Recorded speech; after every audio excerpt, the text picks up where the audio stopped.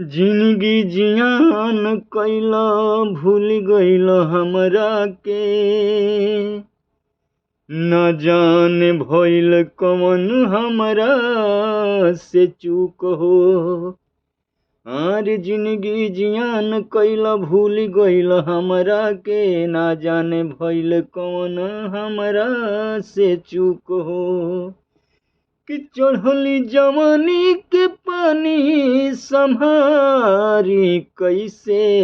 ये सोची सोची दिल में उठता टेहू को।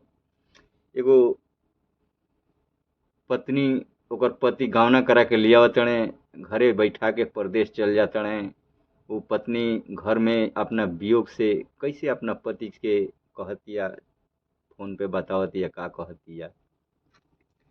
और परदेसिया बलम के बिना रहलो न जाता। परदेसिया बलम के बिना रहलो न जाता। परदेसिया बलम के बिना रहलो न जाता। छोड़ के पराइल हमरा, छोड़ के पराइल हमरा। और छोड़ के पराइल हमरा है बुझाता। परदेसिया बलम के बिना रहलो न जाता। ओ परदेसिया बलम के बिना रहलो न जाता। छोड़ के पराइल हमरा, छोड़ के पराइल। ओ छोड़ के पराइल हमरा है बुझाता।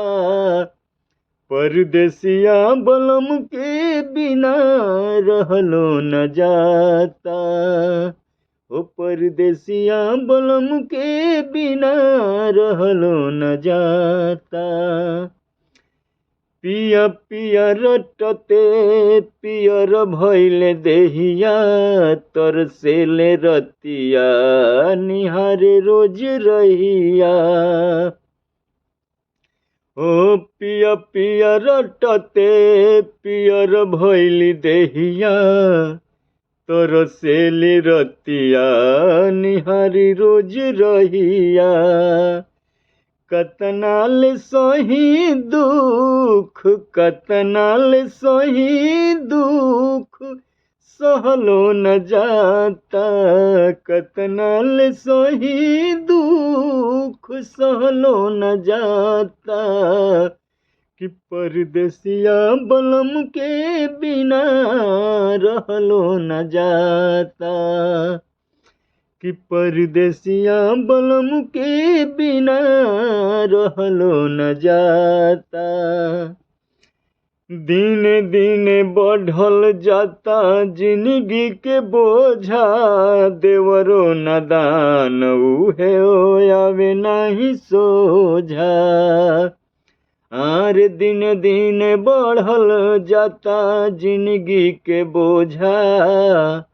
देवरो नदान उहो आवे नहीं सोझा।